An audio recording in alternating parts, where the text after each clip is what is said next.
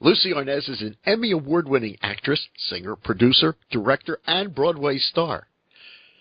Ms. Arnaz made her Broadway debut creating the role of Sonia Walsh in Neil Simon and Marvin Hamlish's They're Playing Our Song, followed by a, 35-year career on Broadway and over 45 years in show business, and there's so much more. Lucie Arnaz is the daughter of two of the most beloved stars of all time, Lucille Ball and Desi Arnaz. But you knew that. The sister of Desi Arnaz Jr., and we'll talk about that and much more. For everything about Lucie Arnaz, please visit luciearnaz.com. Please welcome to the Marc Berman Show an incredible talent with an incredible bloodline. Please welcome Ms. Lucie Arnaz. Lucie, welcome to the Marc Berman Show. Very kind. Thank you for that lovely intro, Mark. Okay, before we talk about everything else, I have to ask you, your mom and dad are Lucie and Desi. So we see them as the legendary stars that they are. But to you, they're mom and dad. Now, did Lucie or Desi ever say, Lucie, eat your vegetables? I mean, had that ever come up growing up as a kid? You mean, are you just talking in, that's a metaphor? Sure. Or did they say normal parenting things? Sure. Of course, yeah. They were good parents. Growing up? They were good parents. They were great parents when they were available to be there.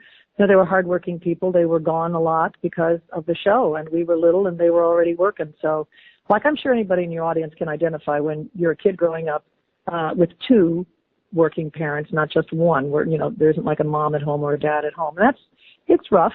That's the rough part. But when they were there, they were very conscientious and raised us, in a very simple kind of old-fashioned way. We had an allowance, and we had to eat right. My mother, it's not about eating our vegetables. My grandmother, Dee Dee Ball, my mother's mother, was one of the first people I ever knew who was all about, it's what you eat. If you're sick, what'd you eat?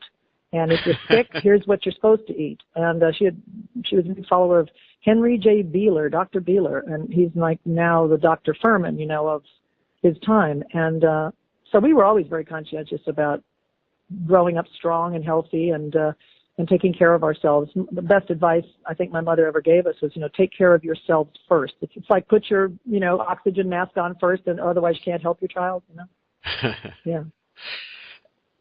So, growing up in an entertainment family, did you want to be an entertainer? Did you want to be a singer? Did you want to be an actress? I didn't think I did. I really was very shy, actually, as a kid. And in front of a lot of other people, I was extremely shy. But somewhere around 7 or 8 or 9, I started creating little playlets in my backyard with my girlfriends. And we had a little theater group, actually. We named it Proscenium Players. And we would create plays. We would, lip sync to famous musicals, and we would invite people in the neighborhood over and charge them 25 cents, set up the chairs, do shows.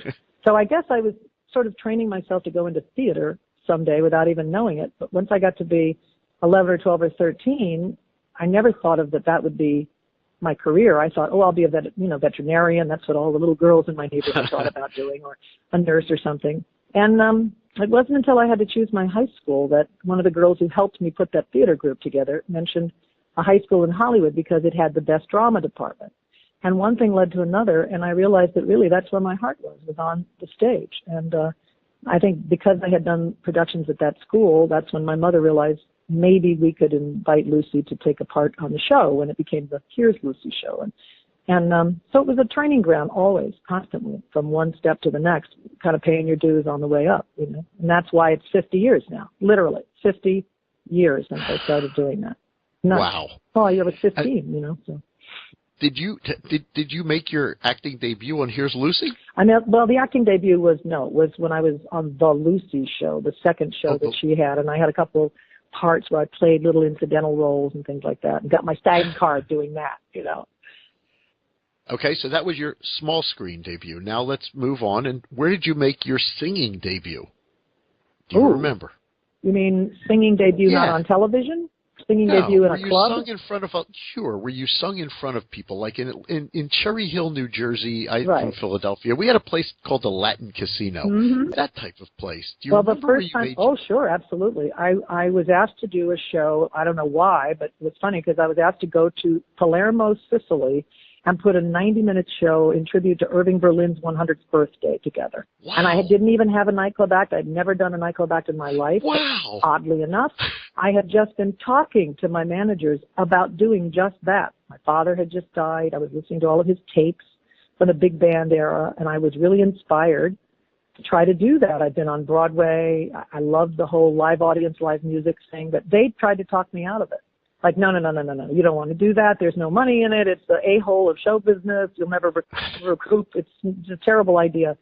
So I was, very disappointed until this man called me out of the clear blue skies, no pun intended, Irving Berlin, to go over to Palermo, and we'd give you the money, and it was a little teeny chunk of money compared to what I was being told it would cost to put a nightclub back together. But I did it. I did this 90-minute Irving Berlin show, and when I came back to this country, suddenly all these people were asking to book it. So the first American place that we played with was, excuse the expression, Trump's Castle in Atlantic City. Oh, my, no, really? Yeah, and from then it just went on to Vegas and Atlantic City, Reno, Tahoe. I played all those places all of a sudden, and then it wasn't Irving Berlin's birthday anymore, so we took out some of the Irving Berlin and put in more Gershwin and Cy Coleman, and 29 years later, I've been doing that as primarily my focus when I'm not on a Broadway stage. I did a little bit of television and a couple movies, but primarily I make my living in the concert world. That's funny. Yeah, but you were also on Marcus Welby. That was long before any of that I just mentioned. Yeah, there was a whole other world. You asked me what my first concert was. Do you remember walking out on your first Broadway stage? What was that show? Of course. That was They're Playing Our Song. Marvin Hamlish, Neil Simon, Carol Bayer Sager.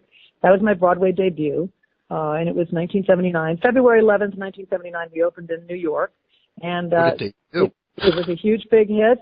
I was very lucky my first time out of the gate, to be in a show that good with Robert Klein, of all people.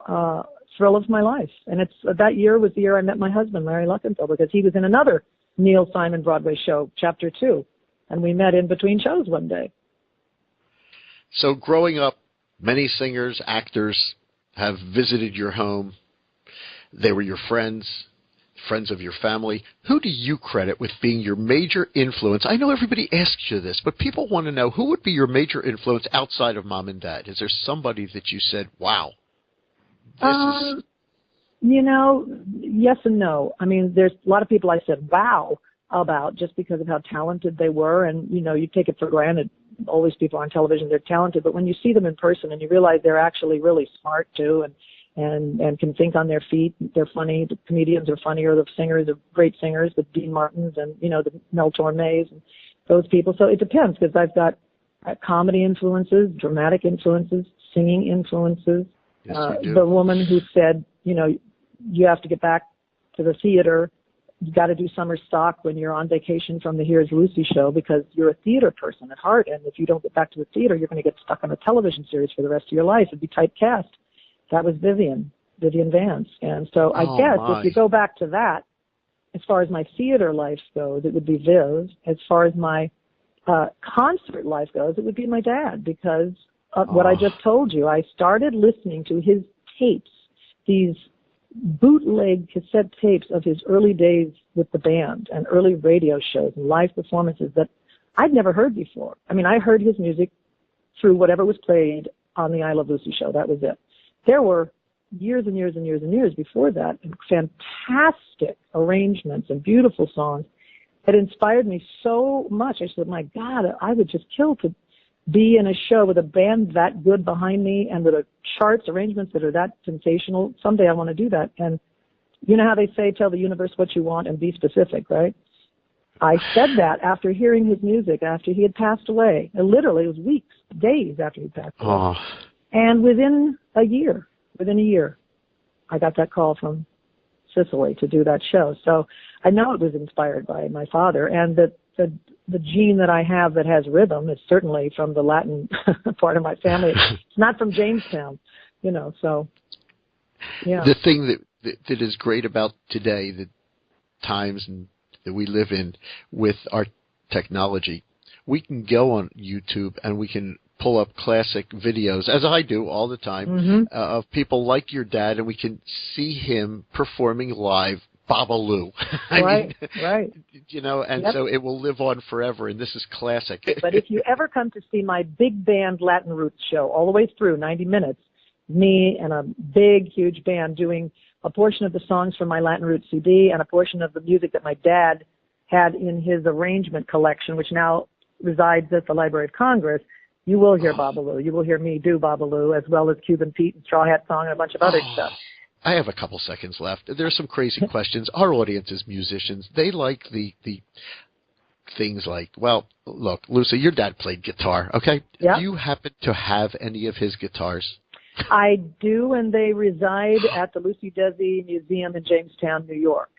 They were at the Universal Studios for years, 20 years almost, in the Lucy exhibit, and there was one in Hollywood, and then there was one in Florida, and one had some of his musical instruments, and the other one had the rest and some hats, and then they both closed after 19, 20 years, and it all went to, well, not all of it. I took the baby drum, that little Ricky drum that looks like my father's drum, and saved that for myself, which I get to play when we do the Babalu number on stage. Ha. And, but yeah, his guitar is in the museum. His original guitar that he played on the, I know. It's nice to still have. It's really nice to have.